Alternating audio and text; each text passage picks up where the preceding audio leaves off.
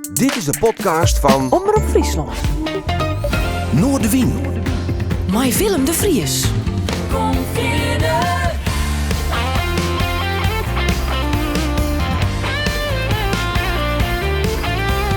Alles wat te speelt. Omroep Friesland. Salad Annie. The gator's got your granny. Chomp, chomp, chomp. And everybody said it was a shame, 'cause her mama was a wicked on chain gang. A Richard spiteful.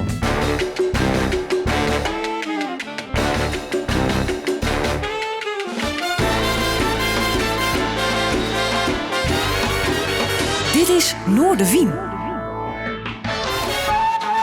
Goeie, en welkom bij Noorderwien. Hier met mij een bijzondere gast aan de tafel.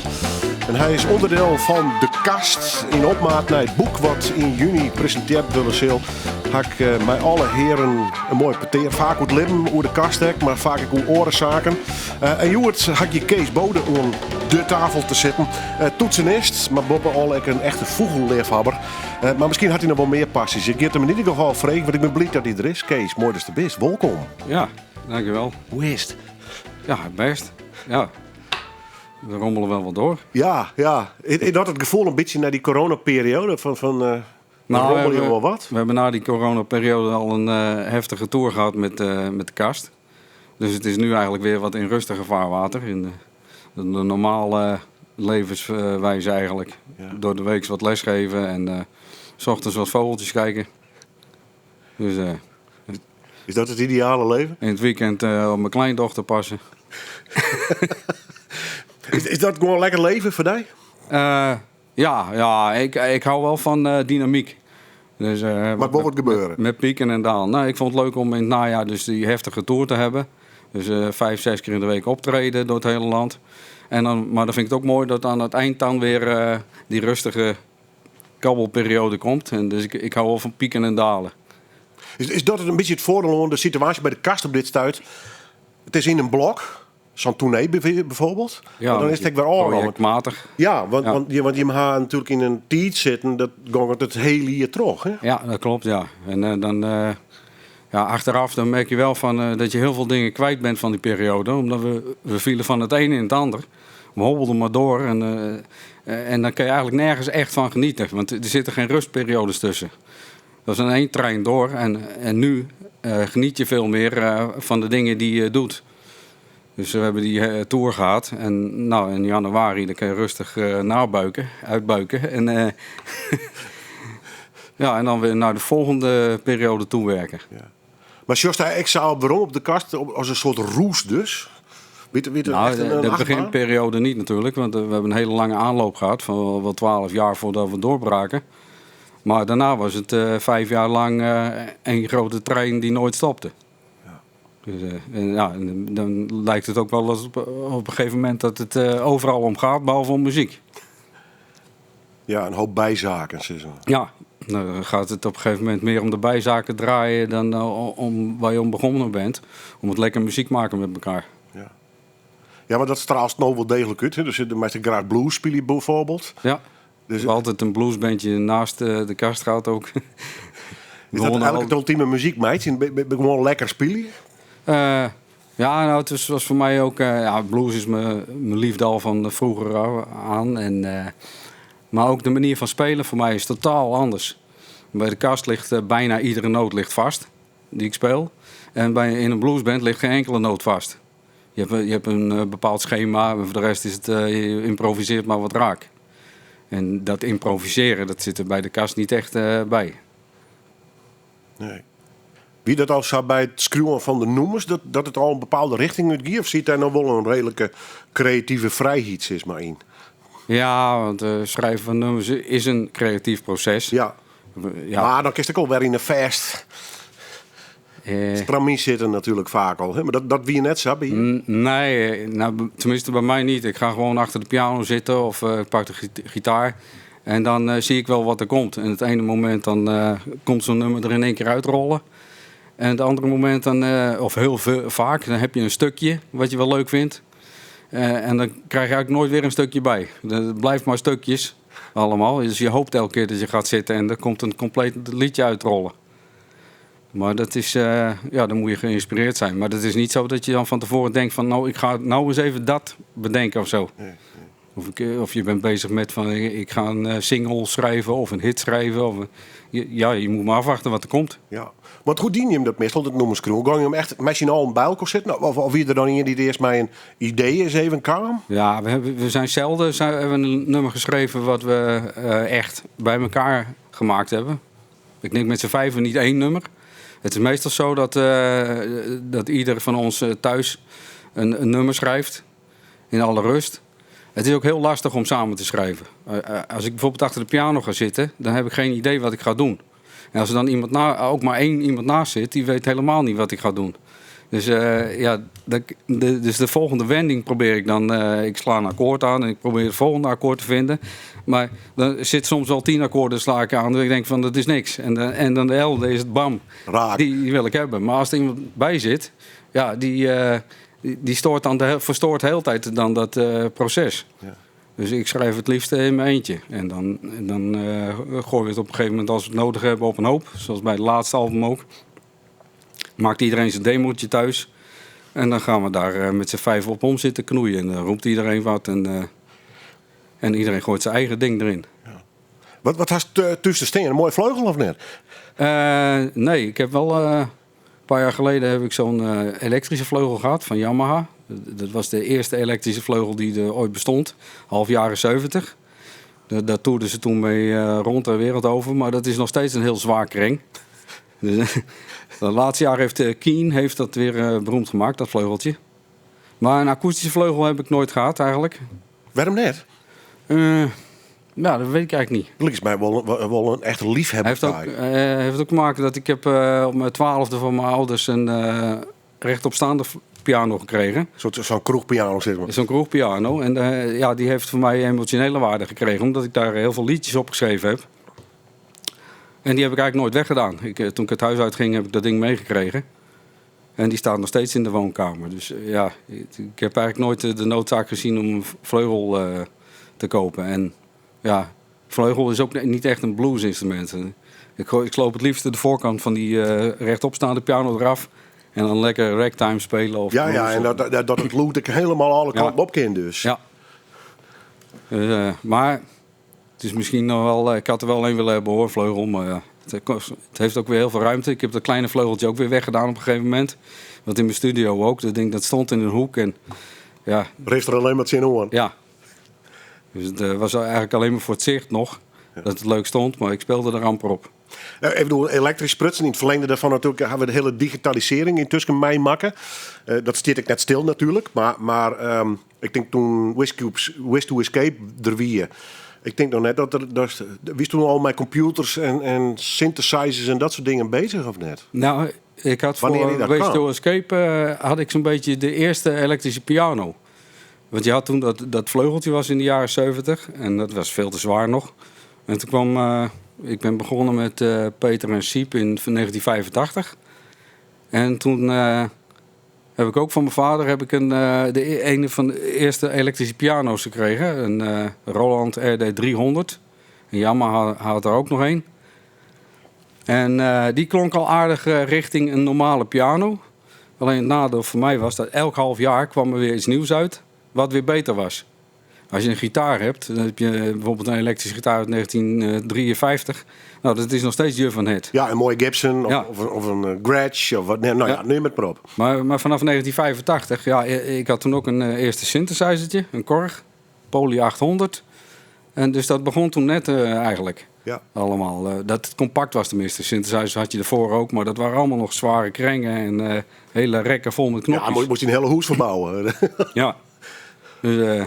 Maar ja, ik kon dus ieder half jaar kon ik bijna iets nieuws kopen wat weer beter was. Dus ik heb een partij instrumenten gehad door de jaren heen. Ik heb het allemaal eens een keer op mijn website gezet. Een hele rij. Het is echt, je kan blijven scrollen nu. En daaronder heb ik ook gezet, gefeliciteerd. Je bent als een van de weinigen, heb je het eind van deze pagina bereikt. Geweldig, nou ja. Maar er zit dus wel een idee achter van dat het bij horen woerst. Nou ja, En dan kun je er ook afstand van nemen. Ja, Nou daar- jongens, ik ben old school en ik doe alleen analoog. Punt. Maar dat had je dus net in. nou ja, dat analoge dat zat er al niet echt in, omdat daar viel niet mee te toren. Je kan niet een akoestische piano meenemen. Nee. En later was het ook, ging Hammond spelen en zo. Ja, ik heb een paar grote Leslie-boxen gehad, van die hele grote krengen. Alleen die heb ik alleen gehad in de periode dat wij niet zelf hoefden te sjouwen. Daarna heb ik ze snel weer verkocht. Ja, want, ik weet net zit met de higher roadies voor inderdaad. Ja, precies ja. Dus, dus die laatste jaren is eigenlijk qua sound is het een beetje uitontwikkeld. Dus elk merk heeft wel hele goede geluiden. Alleen, het wordt nu steeds lichter. Ik heb nu een Nord, zo'n rood ding wat heel populair is momenteel. En die weegt bijna niks. En er komt een Hammond geluid uit, een elektrische piano geluid. En dat is geweldig. Dat is gewoon 2 tasjes ga ik nu mee op pad. Ja, ongelooflijk hè? Ja. Ja. Want thuis had je een computer te staan met de laatste soft synths of broekst die net gebod? Is het toch nog steeds wel de echte toetsen tussen aanhalingstekens? Ja, ik gebruik het liefste gewoon pianogeluid, akoestisch en Hammond geluid, orgel. Af en toe is een synthesizer geluidje, maar ik ben eigenlijk nooit zo van de synthesizers geweest. Mijn muzikale smaak ligt ook eigenlijk in de jaren 70. En in mijn jeugd, de jaren 80, week ik eigenlijk heel erg af van mijn leeftijdsgenoten. Ik vond het allemaal vreselijke muziek. De hele jaren 80 vond ik afschuwelijk. Ja, hè, een beetje wat plastic. Die new wave rommel met allemaal met die synthesizers en drumcomputers. En nog helemaal niks. Nee. Op een gegeven moment werden we eind jaren 80 werden we coverband.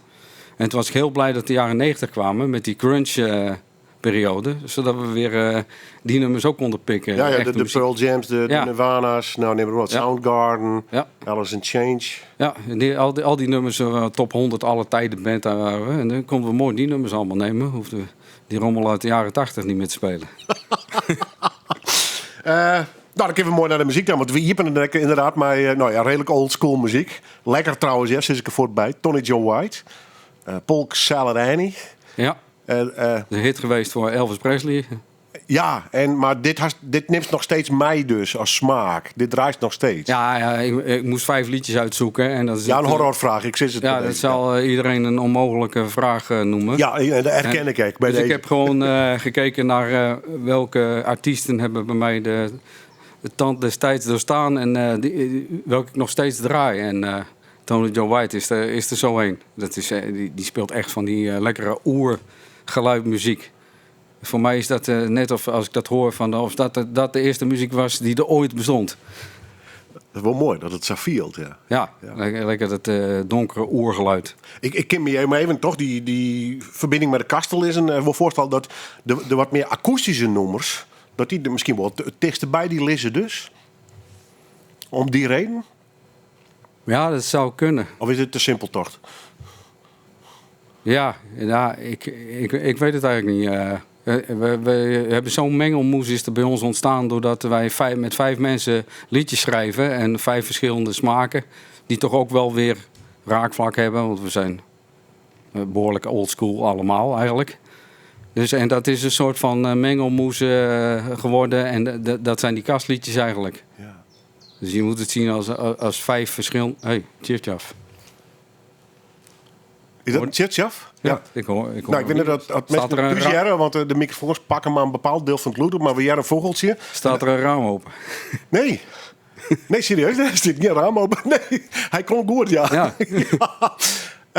Dan geef het aan nog even aan, want du bent echt een absolute vogelliefhebber. Ja, dat is mijn grote passie Ja. van jongs af aan. En je moet weten dat we hier in een ruimte zitten, midden in een groot gebouw. Dus vaak jaren wij geen vogelloeden hier, maar doe juist het voort. Een Tjitjaf dus. Tjiftjaf. Ja. Ja, hij zegt zijn eigen naam, zegt hij de hele tijd. En ze zijn nog maar net terug. Want die zijn dus van de winter richting Afrika geweest. En- Oké, dus dit is een reiziger, om het zo maar ja, te zeggen. die is net sinds een week, 2 weken zijn ze weer terug. Oh, fantastisch. Nou, mooi verhaal. Komen we straks zeker over te spreken.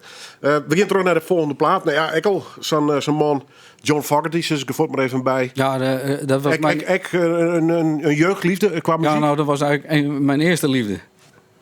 Want ik heb een oudere zus. Die is 4, 5 jaar ouder. En ik sliep naast haar slaapkamer. En zij had een LP gekocht van Creedence Clearwater Revival. En dat hoorde ik dus door de muur heen. En ja, dat pakte mij meteen. Dat, ook weer hetzelfde eigenlijk als bij Tony Joe White. Dat oergeluid zit daarin. En John Fogerty ben ik altijd blijven volgen eigenlijk. Zijn soloalbums die zijn een stuk minder. Alhoewel die één geweldig soloalbum heeft gemaakt. En daar komt dit nummer vanaf. Joy of my life.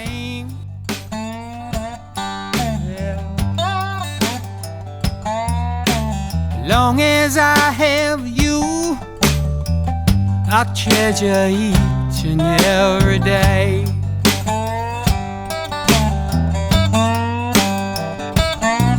Just take me by the hand, I am the luckiest man alive.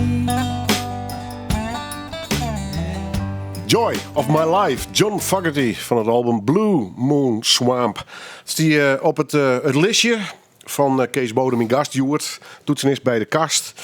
Komt in juni een boek uit over de hele geschiedenis van de band. Reden genoeg om ze al die ruiten apart van elkaar, om eens even te heren, wij lezen de muzikale passies, de smaak. En ik moet zeggen dat dit spreekt niet zeker wel aan. Wat een stem, hè, die man. Geweldig. Ja.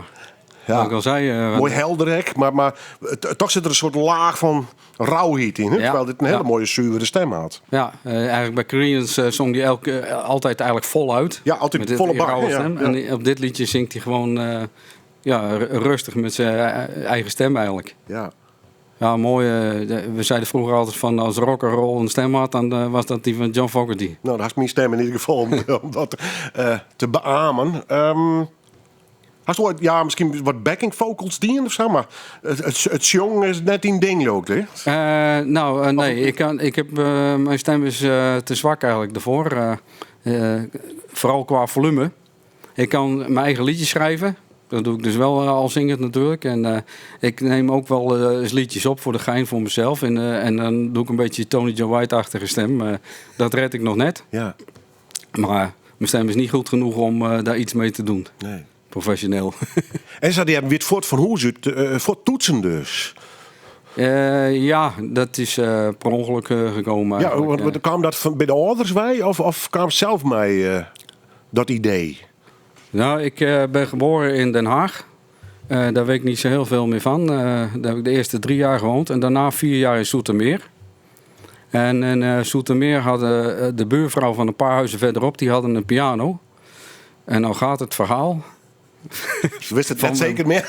Nou, dat zijn van die moederverhalen wel. Ja. Dat de buurvrouw, die was toen naar mijn moeder gegaan. Dat ik ooit bij haar op de piano had gespeeld. En ik denk dat ik toen een jaar of 5, 6 geweest ben. En dat ik met de radio begon mee te spelen spontaan. Dus dat waren de eerste schreden. Ja, en toen zijn we daarna op mijn 7e jaar zijn we naar Wijk bij Duurstede verhuisd. In Utrecht. En daar kreeg ik een pianolerares achter mij te wonen. Dat is stom toevallig natuurlijk. En een buurvrouw weer een paar huizen naast ons, die had les van die achterbuurvrouw. En die hadden een piano. En daar moest ik dan eerst een aantal maanden op repeteren bij die buurvrouw. En als ik dan nog leuk zou vinden, dan mocht ik pianoles krijgen. En dan kreeg ik ook een piano van mijn ouders. En dan zou ik pianoles krijgen van mijn achterbuurvrouw. En dat woest ik echt. Toch, nou, dit is het of net? Ik dus ben heel fanatiek ergens in wijzen. Hè? Maar... Ja, kijk, en iets heel graag willen. Op mijn 4e jaar zat ik al op pedaalemmers te trommelen en zo. Maar dat weer meer ritmisch dus. Ja, precies. Dus dat het piano zou worden, dat is gewoon, denk ik, gewoon toeval geweest. Nou, uit die verhaal heb ik meer het idee dat instrument had zich meer onder die opdrongen. Dan had ik het gevoel. Nou, zo is het dat wel. Dat een soort achtervolging van, kom op Kees, papa. Nou ja, dus dit werd piano. Toen heb ik 4,5 jaar lang klassiek pianoles gehad. Eigenlijk. Terwijl ik niet zo heel veel met klassiek heb. Nog steeds niet. Ik draai nooit klassiek eigenlijk. In Bach, in Mozart. Dus na 4,5 jaar was ik het ook helemaal zat. En toen hoorde ik een keer 's nachts op de radio. Want ik had een radiootje gekregen van een oom van mij. En dan ging ik stiekem radio luisteren. Op bed. En toen hoorde ik ragtime muziek. Op een piano. Ja. En ik denk van, dit is mooi. Dus toen ben ik naar mijn pianolerares gegaan en ik heb gezegd van, ik wil dit spelen. En tot mijn verbazing vond ze dat prima. Hebben we een pianoboek gekocht. Dat was Scott Joplin. Grote ragtime uitvinder. En toen ben ik me gaan verdiepen in ragtime. En zo ben ik langzaam in andere muziek gerold. Ja. En toen in Wijk bij Duurstede ben ik ook in mijn eerste bandje terechtgekomen. En dat bandje heette The Beatles. En we speelden ook alleen maar nummers van de Beatles. Ja, wat een toeval. Mooi man. Ja, maar toen zit je al in teenage jaren of net? Toen was ik 12. 12 ja. Dat is inderdaad zo'n tijd dat je eerste bandjes beginnen. Ja. Vaak vanuit Squallen of de buurt in dit geval dus. Ja, er was een man, die had zijn zoon, die was drummer. Die was 10 jaar of zo, dat drummertje. En die man die zocht muzikanten erbij. En ook nog een toetsenist dus. En die kwam bij mijn pianolerares van, weet je nog iemand die daar geschikt voor zou zijn? En die heeft gezegd dat ik dat was. En zo kwam ik dus bij de Beatles. Ja. Zit u toen ook al naar boeten te staren, om het zo maar zo te drukken, naar vogels of net? Wanneer? Ja. Want je bent een enorme vogelliefhebber. Ja, dat Ik al is van jongs af hoor. eigenlijk vanaf mijn 7e jaar al. Ja, ik al. Wij kwamen in Wijk bij Duurstede wonen. En ik kwam terecht op de bovenste verdieping. Het was een heel hoog huis. En ik keek van heel ver van bovenaf uit mijn slaapkamerraam op de tuin. En toen zag ik allemaal vogeltjes en ik wilde weten hoe ze heten.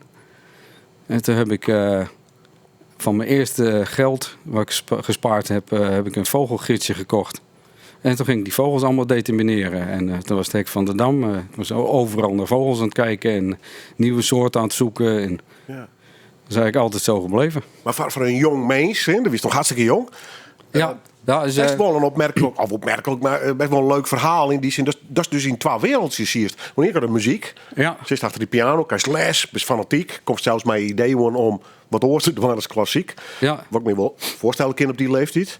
Maar tegelijkertijd is het in een vogelgids. Ja, Wat zit hier in de tuin? Het meest aparte vind ik dat ik op die jonge leeftijd dat ontdekte. En dat nooit weggegaan is. Nee. De meeste jongeren, merk ik nu ook, die fietsen van het een in het ander. Die proberen eerst 10 keer iets uit voordat ze ergens aan blijven hangen. Ja, en ook is of voor de vogeltjes of voor de muziek, maar vaak net voor beide. Hè? Ja, bij mij is het beide gebleven. Maar ik wilde eigenlijk wel van de vogels wilde ik mijn werk maken. Ik wilde ornitholoog worden. Van jongs af aan al, dat wist ik. Ik wilde biologie gaan studeren en dan specialiseren op vogels. Alleen dat is totaal anders gelopen. Waarom? We gingen van Wijk bij Duurstede naar Dokkum. Waarom? En waarom? Ja, dat vroeg ik me toen ook af. Ja, kan ik me voorstellen. Ja. Ik vind Dokkum een mooi stadje. Hè? Ja, mijn vader die solliciteerde op een baan in Dokkum bij het KMBO. Dat bestaat inmiddels niet meer, kort middelbaar beroepsonderwijs. Maar wat een stap. Ja, hij was bedrijfseconomie, wiskundeleraar en hij solliciteerde daarop en hij was helemaal klaar daar in Utrecht. En hij kreeg die baan en toen was de hele familie over naar Dokkum, dus daar kwam ik dus terecht. Maar dat is een soort emigreren haast. Ja, voor ons wel, ja. Ja. Alleen, het heeft mij ontzettend goed voldaan. Ja, maar dat wist ze op dat moment net. denk ik. Nee. Wat voor gevoel? Je wist het nog hoe dat vielde? Ja, het was net of gingen we naar het buitenland te emigreren, inderdaad. Ja. Maar ja, vanaf het eerste moment, ik voelde me totaal thuis in Friesland. De mensen waren veel relaxter. En het was wel zo dat ik was in Utrecht heel sportief. Ik had een berenconditie en die was Wat voor sporten die is het? voetballen en iedere dag. Gewoon echt elke dag voetballen. Maar in Dokkum was dat heel snel gebeurd. In 3 maanden tijd was mijn conditie naar de knoppen. En, ik begon te drinken, ik begon te roken, ik begon te drinken, feesten. En, Ja, Dokkum, te gek. ja, ik kwam in mijn puberteit in Dokkum. En mijn zusje die was al een jaar eerder met mijn ouders daar komen wonen. En ik was bij mijn oudste zus in Utrecht blijven wonen een jaar. Dus mijn zusje die had in Dokkum al een aardige vriendenkring opgebouwd. En daar rolde ik zo in. Dus het was een en al feesten. En toen kwam ik dus ook op school daar. En, Wat voor squallen wie dat? ik heb in Dokkum op Oostergo gezeten. Die hadden 2 filialen. Hoe noem je dat? Filiaal is Ja, mijn nou ja, winkel, het maar- waren locaties. Zeg maar. Locaties. Ja. En ik zat op locatie met oudere leerlingen aan de Bedaardenstraatweg. En ik had 1 les had ik dan op een andere locatie. En dat was bij de sporthal in Dokkum. En daar had ik alleen maar muziekles. En ik zat in 1985, na schooltijd had ik een opdracht voor muziek. En ik was daar met een leerling was ik daar aan het spelen. Die andere was aan het drummen en ik zat achter de vleugel in het muzieklokaal. Dat was in januari 1985. En we zitten daar zo met z'n tweeën wat te pingelen en zo voor de volgende muziekles. En dan komt een man binnenlopen in één keer in houtje touwtje jas. En die komt naar me toe lopen en die zegt van, wil je ook in een bandje spelen? Nou, jawel. Ja. Nou, en dat was Peter dus, onze gitarist van de kast. Dus die had die uitzocht dus eigenlijk. Ja, het was stom toevallig dat ik daar op dat moment op die locatie zat. Ja. En hij kwam binnenlopen en hij hoorde mij spelen. En hij vroeg of ik in een bandje wilde spelen. Zijn oude band was net gestopt en hij wilde een nieuwe band oprichten. In Zwaversteinde. Dan wil het geval dat ik net die week had ik mijn rijbewijs gehaald ook. Dus dat kwam allemaal prima uit. We hebben afgesproken dat ik de week daarna zou komen bij hem in Zwaversteinde. Nou, en daar was Siep dus ook, zijn neef. En die was zanger. Er was nog een broer van Peter, Zaken. En Dickie Visser, Dickie drummer. Visser, hè, de toenmalige drummer. Ja. Maar er zit er niet eens in een hart van woordpicking dus. Ja, En dat is toen kwam ik in Zwaversteinde terecht. ex-Randstad, Dokkumer. Ja. Maar toen nog eerst alleen de covers dus. Nou, nee, dat is niet waar. Want Peter had al een paar liedjes geschreven. Engelstalig allemaal hoor, was het toen. En die had al een aantal liedjes geschreven. Dus, en die vulden we aan met covers. Maar was al degelijk eigen werk toen al. Oké. Ja. En zijn we langzaam dat gaan uitbreiden. En toen was er weer een nieuwe band. En dat werd Wish to Escape. Ja. En de rest is history. Daar komen we ook nog wel even over te spreken. Wat een wonderlijk verhaal. Maar een hoop toevalligheden. Ja, het is gewoon stom toevallig dat Peter tegen het lijf liep. Ja. Hij is in die hele periode, we beginnen er natuurlijk even heel snel doorheen. Ooit de droom gewoon om een gevierd popartiest te worden. Gewoon dat het in Besteen was. Dus nou ja, uiteindelijk eindigde dat in Gelderdoom, Ahoy. Het is langzaam gegroeid natuurlijk, want ik wilde ornitholoog worden. Ja, bedoel ik, dat weer de droom dus. En dat heb ik langzaam laten varen. Ja. Want ik zat in de laatste jaren van de HAVO toen ik Peter trof. En De muziek weer sterker? Als magneet, zeg maar? ik denk ook dat het met mijn puberteit te maken had. Dat ik in één keer wel dat heel leuk begon te vinden. Dat we in het weekend repeteren met de band. En daarna gingen we altijd op stap. We werden vrienden van elkaar. En dat was eigenlijk... op dat moment was dat het leven. En toen is een beetje die droom van biologisch naar de achtergrond gedreven. Nou ja, en bij de dames op die leeftijd, ik beter ook komen als toetseniste. Toen wel, maar daarvoor niet hoor. Nee, hè? Nee, ik in Wijk bij Duurstede durfde ik niet te vertellen dat ik piano speelde. Nee. Want Oké. dat was toen absoluut niet stoer. Nou dan. Nee. Dan misschien gitaar en drums wel, maar piano spelen was niet stoer op dat moment. Nee. Later kwam dat wel wat meer, maar... Ja. Oh, prachtig, ja. Straks Oer de Vogels, want we ook het echt bij die UH. Maar eerst even naar John Hyatt, Paperton. Ja, ik had wel zo'n man. Kijk, het is John Fogerty, we draaien het al eerder. Weer dat oorgeluid eigenlijk Nou, Noord-Amerikaanse... heel authentiek, Ja. maar echt wel heel erg Amerikaans. Ja, ik hou heel erg van de Amerikaanse singer-songwriters. Het zijn ook Tony Is Joe dat- White en John Hyatt zijn artiesten die bekender zijn met liedjes die ze voor anderen geschreven hebben. Ja. Het heeft ook weer dat oergeluid. John Hyatt ook. Ik heb alle albums van hem, veel concerten bezocht en zo. Ik ken geen enkel slecht nummer van hem. En is dat toch, als je het toch vergelijkt met bijvoorbeeld de Britse singer-songwriters, dat bij die Amerikanen er toch altijd een soort blueslaagje onder lijkt? Ja, maar ook die Amerikaanse blanken, die zijn natuurlijk weer schatplichtig aan de zwarte bluesmuzikanten uit Amerika. Ja. Ja, alleen, De blanken die hebben daar een vleugje, toch meer een vleugje popachtig iets aan toegevoegd. De pure blues is natuurlijk dat 1-4-5 schema en volgens een vast stramien. En dan gooi je eigenlijk alleen een ander ritme over en een andere tekst. En dan heb je weer een nieuw liedje. Ja.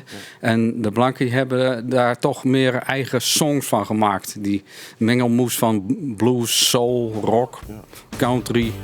En daar hou ik heel erg van.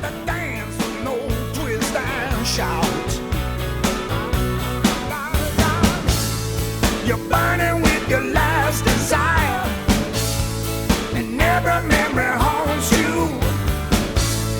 You write it down in alcohol fire, 'cause that's the only thing that wants you. When your paper thin, gonna read all about it. When you were out of luck, when luck was doing alright. Your paper thin, yeah, they can see right through you. You just cut your little finger on the edge of the night. John Hyatt en de Paper Tin. We draaien het nogmaals Joert in deze aflevering van Noorderwien. Met mijn gast, Kees Bode. Hij is toetsenist bij de Kast. Die mij... En Turf Leuk. En Turf Leuk, ja, die heeft ook nog wel gehad. Dat is die bluesband. En er is nog zo'n bluesband, hè? Was de eerste spelen haast nog. Oebrabaya zat ik hiervoor. Ja. En daarvoor in Dokkum Paulus de Blueskabouter. Dat is hem, ja. Die zit hem ergens in mijn achterrol. Paulus de Blues. Mij straks al die uitlezen. Maar de zeiden ze trouwens onder de plaats in mij. Dit ben alleen noemen zonder toetsen, hè? Ja. Ja. Dat klopt. Ik ben heel erg gitaren georiënteerd wel. En ik vind toetsen prachtig. Maar ik wel het liefst in dienst wat van de gitaren. Maar waarom best nog geen gitarist worden? Omdat er een pianolerares achter mij woonde. En dat is gewoon hinjenbleuren. Ja, ik heb geen idee. Maar dat is letterlijk nooit de neiging horen van... Nou, misschien broek ik het net van de kast, maar van mezelf. Ik wil bijvoorbeeld les ik speel ook gitaar. Jawel, maar nooit iets... Dus zei ik maak eens een solo plaat als singer-songwriter of zo. Ja, en ik vraag me nou altijd af van wie heeft daar wat aan? Ja. Wie zit daarop te wachten? Ja, misschien die zelf. Maar... Ja, maar dat doe ik ook. Ik maak thuis wel liedjes in de Tony Joe White-stijl. En dan zet ik zo'n beetje zo'n Tony Joe White-stem op. Maar hoort het voor jezelf dus? Ja, dat bedoel ik. Dus voor de rest zit niemand op te wachten. En ik vind het ook niet goed genoeg. Nee. Nou, dan mag het ook net uitbrengen. Nee. Dan mag het wel achterstaan natuurlijk. Maar ja, oké, dus de dorst het wel, maar dat hoort voor jezelf. Ja, ik vind het leuk om dat thuis lekker te knutselen. En, ja. Hoef er verder niks mee te doen. Ja, mooi hoor. Nou, ik ga straks nog meer muziek namens daar draaien. Nou, er staan nog twee behoorlijk goede artiesten op de list. We hadden al een paar genomen. Dan doe jij dus correct een loot voor de Chitchaf. Spreek ik het goed uit of net? Chitchaf. Chitchaf, ja. Ja, hij zegt zijn eigen naam. Ik weet het hoe precies wennis. Dit is geen privé show, maar hast u een hoes met een protte vogels omheen? De vinden binnen of net? Stapst toen maar eens uit bed en denk ik, jij is al weg. Ja, nou, vogels die zitten overal. Dus over het algemeen... Echt midden in de stad, ja? Dat doe je zelf. Ja. Dus mijn tuin is wel goed ingericht voor vogels. Ik heb een vijver van meer dan 10 meter lang. En dat heeft ook al een enorme aantrekkingskracht op allerlei dieren. Maar vooral riegers, hè, vaak. Ja, die ook, ja. Want ik heb er ook vissen die zitten, kooikarpers. En regelmatig vist iedereen uit. Dus, maar ja, ik heb op mijn tuinlijst staan ook al 120 soorten. Ja. Dus die ik vanuit het raam gezien heb. Maar ik woon ook nog eens een keer op een 10 kilometer van het Lauwersmeergebied af. Dus dat beschouw ik als mijn achtertuin. Mijn gebied. En ik woon op 5 kilometer van het Veenkloosterbos. Nou, daar heb ik ook al meer dan 100 soorten. Waarbij ook een paar hele zeldzame. Ja. Dus ik woon wel goed op een goed plekje. Nou ja, zoals ik zeg, want ik kom wel eens ik riep wel eens terug het Lauwersmeergebied met mijn racefietsje. En zelfs ik als net vogelaar verbaas me over wat daar al gewoon net zit in Wurg. Ja, het Lauwersmeer ligt op een hele mooie trekroute ook. Voor de vogels zo langs de kust. En het heeft veel wetlands, dat trekt ook heel veel vogels. Ja. En op een goede dag in mei, dan heb ik in een paar uurtjes tijd 100 soorten. En terwijl ik wel op vakantie geweest ben in Spanje, Italië. En dat ik in 3 weken tijd met veel moeite aan de 60 soorten kwam. Nou, dat doe ik in een paar uurtjes tijd in het Lauwersmeer. Ja.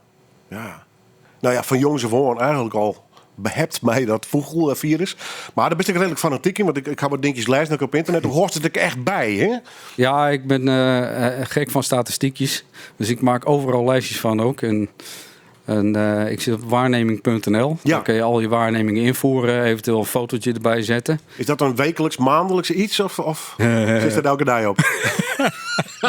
Ik doe het net tevreden, maar... Nou, ik durf bijna niet te zeggen. Maar maar alles maar. het is bijna elk uur. Ja, hè? Ja, ik ga er brengen. Dat is echt een verslaving geworden. En, een paar jaar geleden, je kan daar echt lijsten uitmaken ook. Uit alle vogels die je hebt. En een paar jaar geleden kwam ik erachter dat mijn totaallijst... Daar stonden eigenlijk alleen maar zeldzame soorten op. Want die voerde ik dan in. Ja, omdat die pas opmerkelijk genoeg voest. Ja, om in te voeren. En daar had ik bijvoorbeeld op, wat is het vandaag, 27 maart... had ik dus wel een zeldzaamheid te staan. Maar niet een huismus of een koolmees.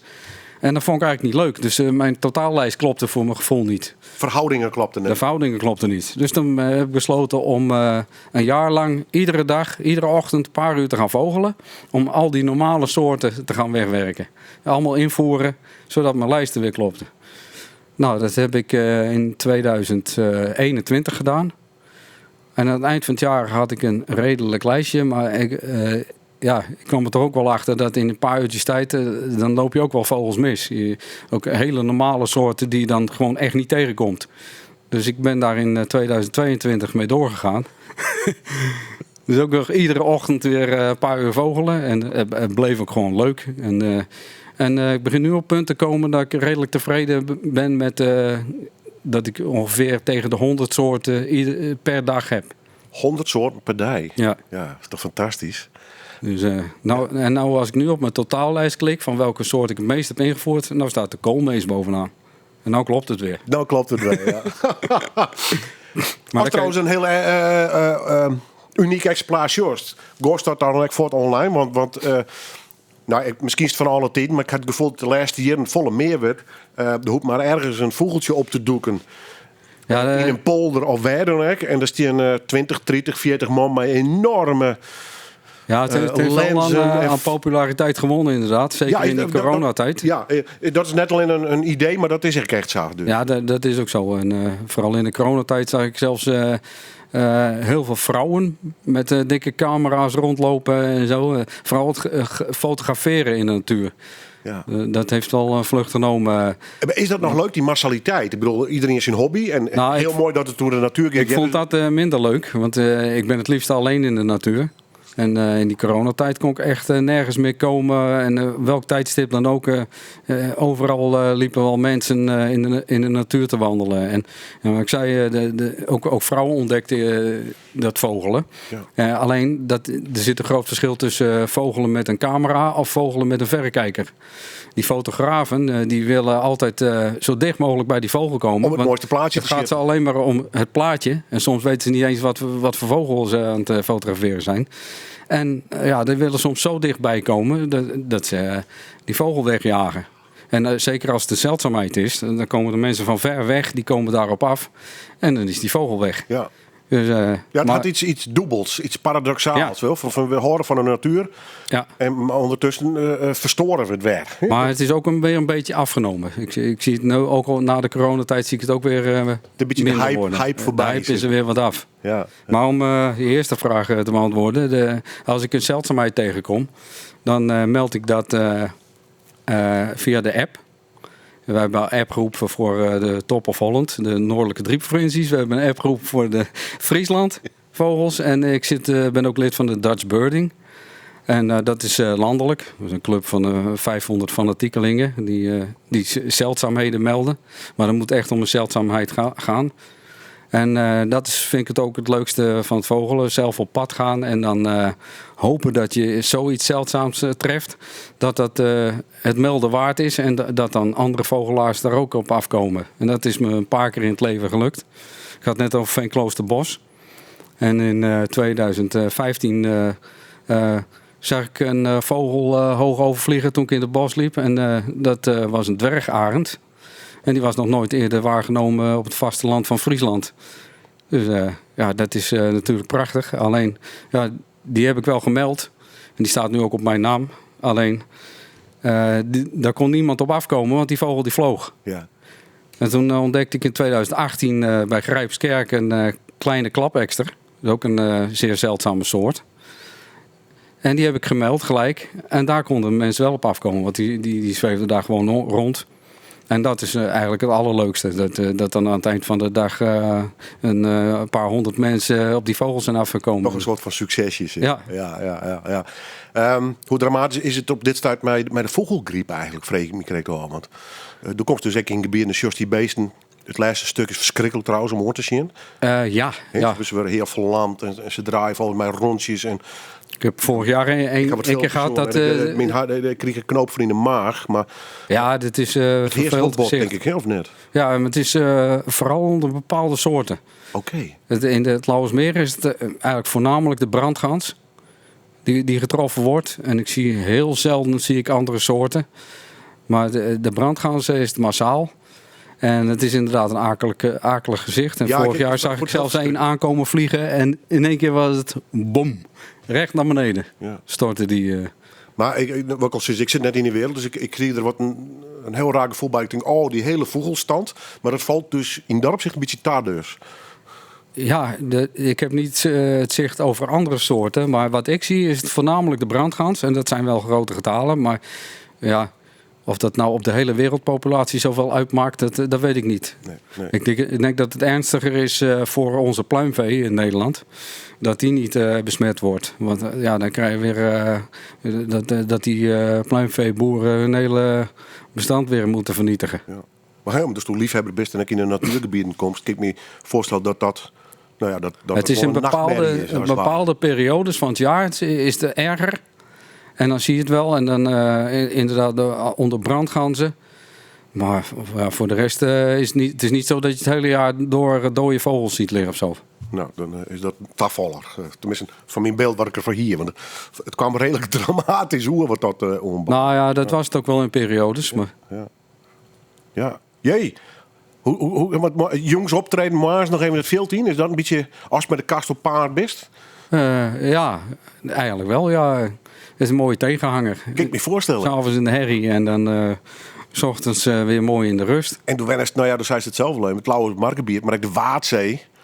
Ja, dat moet het paradies haast wijzen, of net? Ook een uniek gebied. Ja, de Waddenzee is natuurlijk in de trekperiodes prachtig. Want dan dat haast op fietsen al staan. Tienduizenden vogels van één soort zo opvliegen. En zeker als het zonnetje schijnt, dan is er één zilveren getintel eigenlijk in de lucht. Ja, maar dan kom ik wel eens in. Daar is de kwelders. Ja. Wat daar net om vogels zit, is ongelooflijk. Ja. Het is wetlands, dat trekt altijd de meeste vogels. Ja. Passie van vogels en passie van muziek. Want we draaien weer wat van een listje. James Taylor. Ja. Ja, dat is wel de ultieme singer-songwriter haast. Gouden stem. Het is natuurlijk allemaal lekker rustige kabbelliedjes. Zijn het. Alleen hij heeft zo'n gouden stem. En wat ik ook leuk vond was dat het mijn dochter in haar jeugd ook pakte. En in 2015 zijn we met z'n tweeën naar een concert geweest in Groningen. Van James Taylor en zijn band. Een fantastische band. Allemaal alleen maar topmuzikanten. Steve Gadd op drums en zo. En het was een van de mooiste concerten ooit. En dat is prachtig dat je daar met je dochter heen kan. Wie dat overigens trouwens dezelfde dochter die letter. Ja, diezelfde. 50 waard als een vogel ergens in een bosje zie je net. Maar ik heb niet gelezen, was die en een vogelmaat van die en die dochter. Zijn hier een vogelpak hoor? Ja, ik werd 50 en ze hadden ingebroken in mijn telefoon. En zo hadden ze het nummer achtergehaald van mijn beste vogelmaat. En die benaderde mij 's ochtends op mijn verjaardag van... ik ben hier vlak bij jouw huis in het Lauwersmeer en er zit een bruine boszanger. Dat klopte precies in dat jaargetijde. Alleen, ik weet niet zeker, dus ik heb een vogelboek vergeten. Kan je even komen? Ja, en ik tuinde daarin, want ik wist helemaal niet dat mijn dochter en hij kenden elkaar helemaal niet. Dus ik daar gek naartoe rijden en... kom ik daar aan en gaat hij net de hoek om, zei die maat van mij. En ik loop die hoek om en ik zie in één keer een pino zie ik daar uit de bosjes komen. Enorme foto's, jongen, geweldig. Ja. Ja, en ik dacht nog van... Wat is dit nou? Nou, ik dacht eigenlijk van dus, een homo in een pak of zo. Want het is daar ook een hele tijd een homo-ontmoetingsplek geweest. Oké. Dus ik denk, zijn die weer bezig daar? Dus, en die pino die kwam dichterbij en dichterbij. En dan stond er een bordje op zijn buik, een happy birthday. Nou, toen dacht ik nog dat het de broer was van die maat van mij. Want die vogelt ook vaak met ons mee. En totdat die pino begon te praten. En het was dus mijn dochter. Sunny days that I thought would never end. I seen lonely times when I could not find a friend. But I always thought that I'd see you again.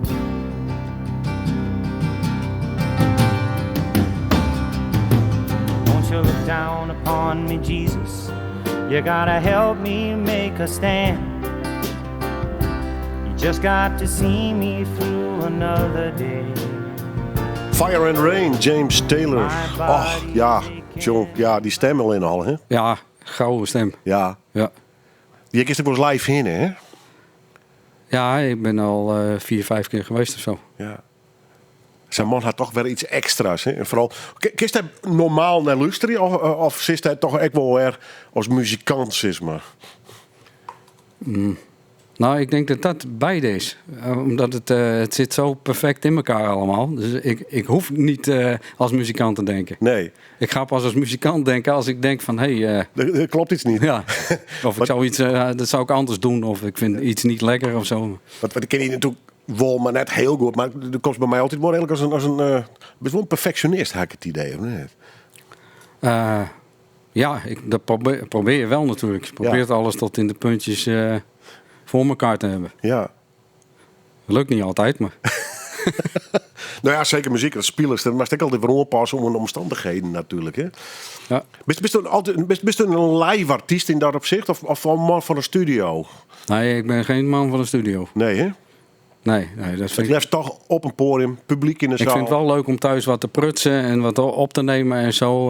Maar met de kast ook in de studio, dat vond ik niet de leukste tijd. Ik ging het liefst ging dan maar weer wat vogeltjes kijken in de buurt daar. En, want het is heel veel wachten ook, hè. Want je hebt een producer en dan je speelt eerst het liedje met z'n allen. En maar dan draait het om de bas en de drums. En daarna wordt het opgebouwd. Dus dan gaat iedereen nog een keer opnemen. En het kan wel wezen dat ik de toetsen, was meestal vrij aan het eind, dat ik dagen later pas mijn toetspartijen weer moet inspelen. Ja. En ondertussen hang je maar wat om. En, ja. Dus ik ben nooit zo weg geweest van de studio. Nee, en de echte kick komt van het podium gewoon, met het publiek in de zaal. Is dat best het verdorst? Ja. Ja, terwijl, ja... Ik heb niet echt het nodig. Maar het is wel zoals die tour ook, van, dat is wel waarom je muziek maakt, grotendeels, ja. Dan zit jongens wel in de auto en een hoes, denk je, ja, dit is... Ja, het is wel een kick inderdaad. Alleen, het is niet zo dat ik continu applaus nodig heb of zo.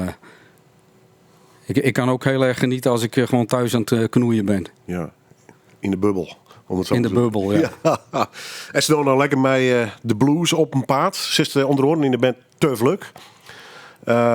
Dat is pure liefhebberij, denk ik. Hè? Ja, maar wat opnames maak ik al in studio. Dat kost me geld. Ja.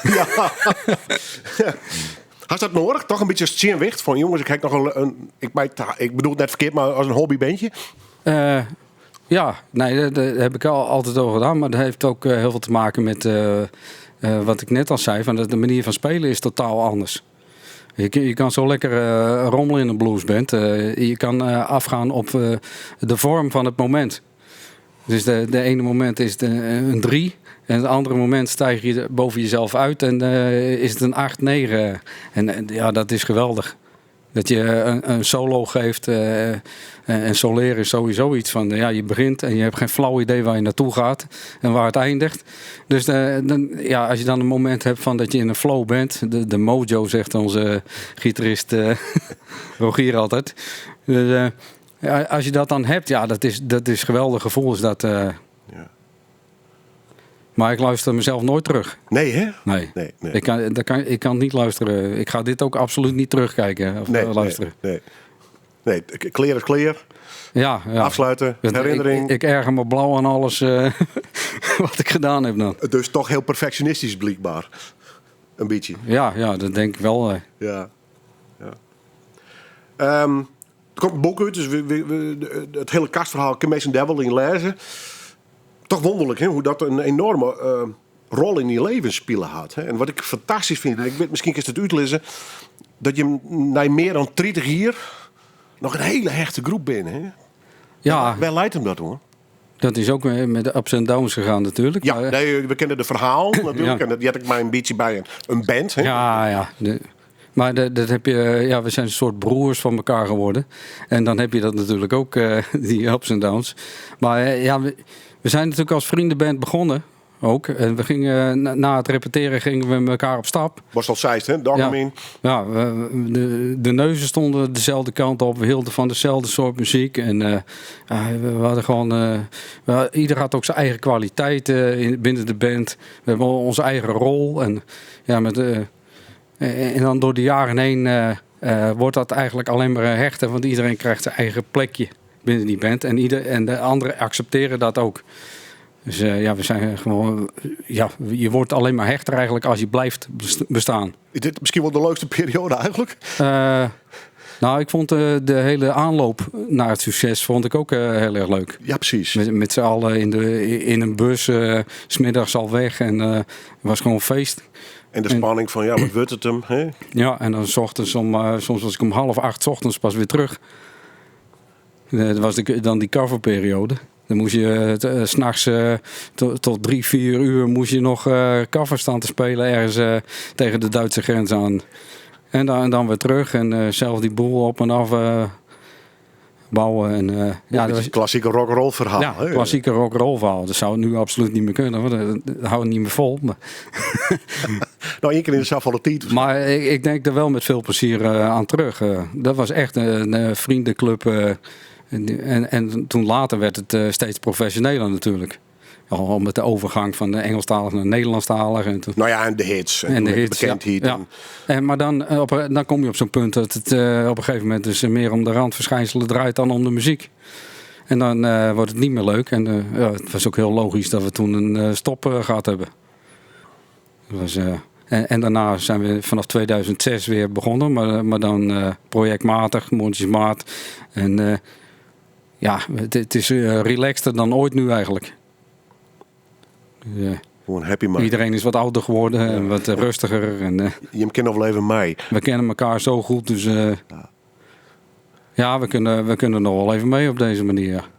Nou, dat vind ik wel een goed plan. Echt mooi om mij te besluiten. We draaien nog hier in plaats. Cap Mo. Ja, ik vond zeker dat er ook nog een gekleurde man bij moest. Want al die andere artiesten die ik heb opgevoerd, die zijn hartstikke schatplichtig aan de zwarte bluesgemeenschap uit Noord-Amerika. Dus, Cap Mo heb ik een jaar of 10 geleden ontdekt. En fantastische stem, fantastische liedjes. Ik ben ook al naar een paar concerten geweest. En dus er moest zeker zoiets moest er tussen. Dank u wel. Alsjeblieft. More than one way home. Ain't no right way, ain't no wrong. Whatever road